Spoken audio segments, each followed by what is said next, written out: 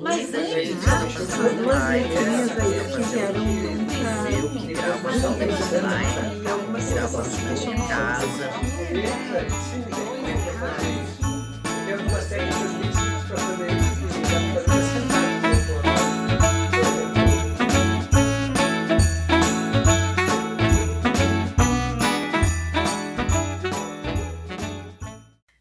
Olá, tudo bem? Como estão? Bem-vindos para mais uma aula, mais um encontro sobre teatro. Eu sou Adriane Azevedo e esse é o canal do YouTube do Sim de Bancários. Como todos sabem, nós temos outras aulas virtuais de dança de salão, de inglês, de yoga e de ginástica. Não percam! Toda semana sai uma aula diferente.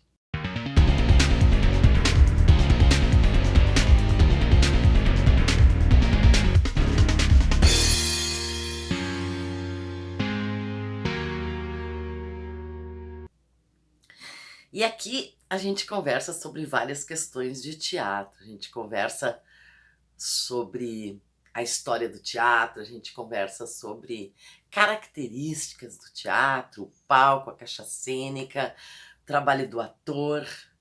E hoje nós vamos conversar um pouco sobre aqueles 3 sinais que tocam antes do espetáculo começar.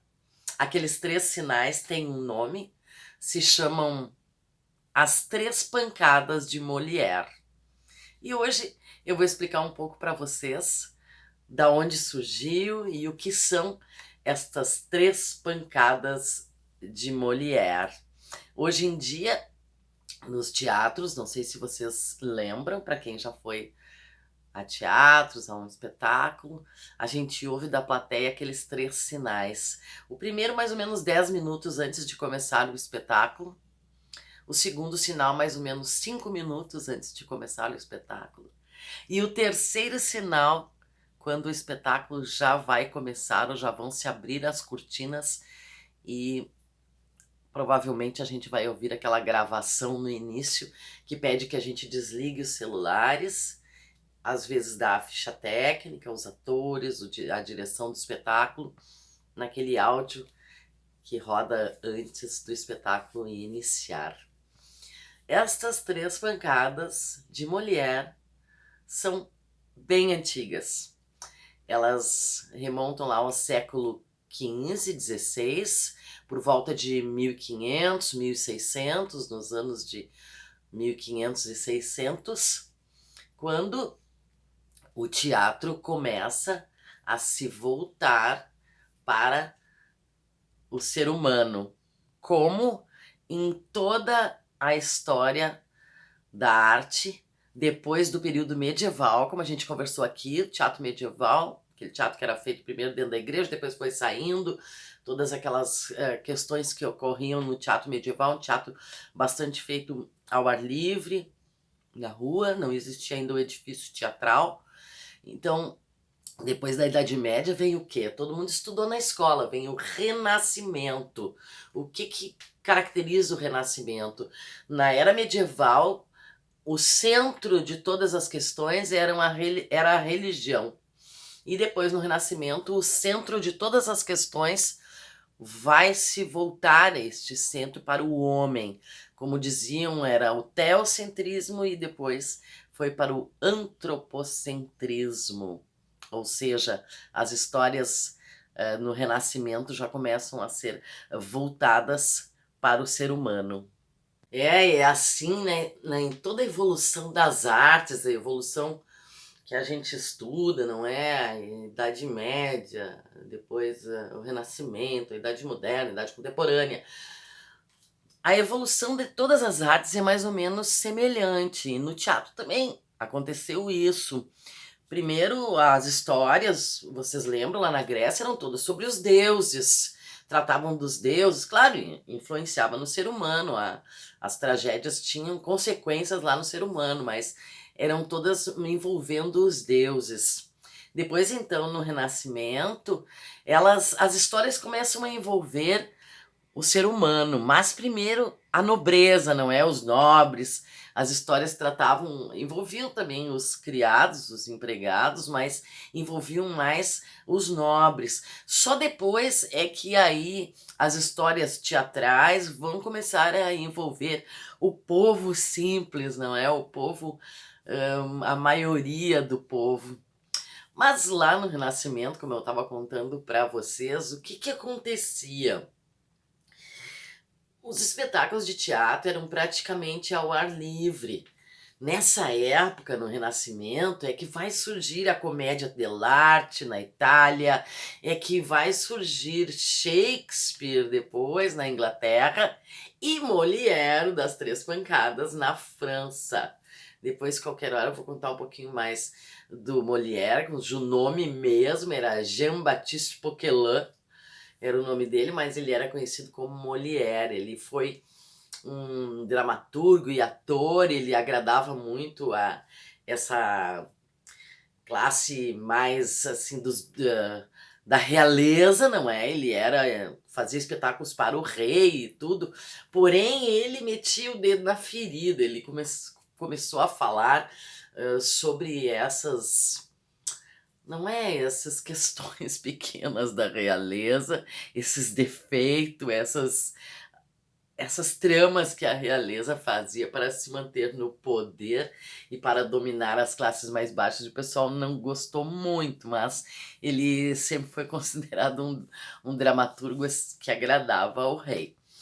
Mas antes até de Molière, o que aconteceu? Logo que terminaram os espetáculos, saíram da igreja, como a gente comentou, os espetáculos foram para a rua e eles eram frequentados por muitas pessoas e as pessoas comiam e bebiam e falavam, como a gente já comentou aqui, lá no teatro, por exemplo, elisabetano, era assim. Se vocês quiserem assistir no Arte 1, é um canal da TV fechada, mas ele passa até hoje os espetáculos lá no Globe Theatre, onde o próprio Shakespeare fazia espetáculos. Ainda existe o teatro, não sei se foi reconstruído, se é original, provavelmente reconstruído, mas exatamente como era lá no Renascimento, exatamente como era lá naqueles séculos, em 1600, por aí. Ele foi reconstruído e as pessoas assistem extremamente próximas do palco, e então se vê que os atores, por exemplo, falam com a plateia, comentam. Então era um teatro bastante agitado. E o que acontecia? Como é que iriam avisar que o espetáculo estava para começar? Exatamente, com as pancadas. Mas primeiro, antes das pancadas, vinha uma pessoa, antes da ideia das pancadas, não é? Vinha uma pessoa e gritava: para, vai começar, vamos calar a boca, fica quieto, vai começar o espetáculo. Aí até tentar as pessoas começarem a ficar quietas. Inclusive, às vezes faziam pequenas peças no início da peça, que realmente era o espetáculo, para que as pessoas entendessem que daqui a pouco ia começar e que tinham que ficar quietas. Então um dia alguém teve a ideia lá de pegar um pau, uma madeira na mão e bater no palco. Então batia, até que todo mundo começasse um pouco de silêncio. Aí depois dessas batidas, aí quando ia começar mesmo, dizem então que ele fazia as 3 pancadas, não é? Não sei se com esse intervalo que hoje se tem, não é, de 10, 5 e 0 minutos para começar o espetáculo. Mas na história dizem que começou assim. Mas isso é uma das histórias que a gente vê na internet ou que a gente pesquisa em livros sobre essas 3 pancadas de Molière. Por quê? Porque dizem também que quando o rei vinha assistir aos espetáculos, então as pancadas eram sobre a chegada dele, porque tudo podia acontecer, menos o espetáculo começar antes da chegada do rei. Para o espetáculo começar, o rei tinha que estar sentado no seu lugar.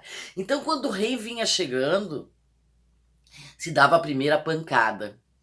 Quando o rei adentrava no recinto do teatro, se dava a segunda pancada. E quando o rei sentava na sua cadeira, aí era a terceira pancada, poderia começar o espetáculo. Então existem essas duas versões que são complementares, não é? Digamos que quando não tinha o rei, eram dadas as pancadas para que o pessoal entendesse que ia começar o espetáculo. Quando o rei, então, iria se fazer presente, as pancadas se referiam a ele. E dizem que quem inventou esta questão de dar as pancadas para quando o rei estivesse foi o Molière, o Jean-Baptiste Poquelin. Então, por isso se chama As Três Pancadas de Molière. Porém, hoje em dia, como é que é? Hoje em dia é uma campainha, é um sinal, uma campainha normal. Tá, tá, entende? Então, primeiro sinal, tá. Segundo sinal, tá, tá. Terceiro sinal, tá, tá, tá. Esse sinal serve para que o público se acomode, porque antigamente, por exemplo, nos teatros grandes, o teatro era grande, as pessoas iam lá pegar alguma coisa para beber ou ir na toalete, e aí essas pancadas serviam para a pessoa dizer, olha, eu tenho tanto tempo para voltar lá para o meu lugar, que a peça vai começar. Mas tem outra serventia também, os sinais. Eles também, os sinais, 3 sinais, também servem para avisar aos atores que estão lá no camarim que daqui a pouco vai começar o espetáculo, para que eles se preparem e entendam que dentro de alguns instantes eles vão entrar em cena. Por quê? Porque os teatros tinham companhias muito grandes, muitos atores, bailarinos, não eram, muitas vezes as companhias eram grandes, e então, para que todos os atores soubessem que o espetáculo ia começar, temos os sinais. Até hoje temos os sinais. Sempre que a gente está no camarim, a gente ouve o primeiro sinal, a gente se alerta, termina o que tem que fazer, de colocar seu figurino, vai para o seu lugar, confere seus adereços. O segundo sinal já se coloca no ponto de entrada e no primeiro sinal se abrem as cortinas e o espetáculo começa. Essa, então, é a história das 3 pancadas de Molière. Quanta coisa interessante tem no teatro, não é? Na história, nos seus elementos, na técnica. Pois essa semana eu gostaria de convidar também vocês para assistirem uma companhia aqui de Porto Alegre, chamada Companhia Incomodite. Está fazendo 12 anos, tem uma programação maravilhosa no YouTube, tudo gratuito, para que todos possam assistir. E essa que vos fala estará numa leitura dramática no dia 22 de fevereiro, às 19 horas, no canal do YouTube desta Companhia Incomodite. Gostaria de convidar vocês para assistirem. É uma leitura dramática de um texto de um dos integrantes da companhia, o Nelson Diniz. Quem vai dirigir a nossa leitura, que eu vou fazer junto com a atriz Sandra Possani, é a atriz Liane Venturella. Ela que vai nos dirigir nesta leitura chamada O Caminho das Coisas. Mas fora isso, tem muitos espetáculos que eles já estão colocando no YouTube, com espetáculos maravilhosos, com exibição gratuita, então, comemorando o aniversário de 12 anos da Companhia Incomodite. Gostaria muito que vocês assistissem. E fica aqui o convite. E no mais, vocês sabem, estamos ainda em distanciamento, estamos ainda nos cuidando, só saindo para o necessário. Para quem vai à praia, se cuide, fique distante, use a máscara sempre e não esqueça de higienizar as mãos sempre com álcool gel. Não esqueça de sempre se cuidar no distanciamento com as pessoas. 2 metros de distanciamento para que a gente não contraia o Covid, né?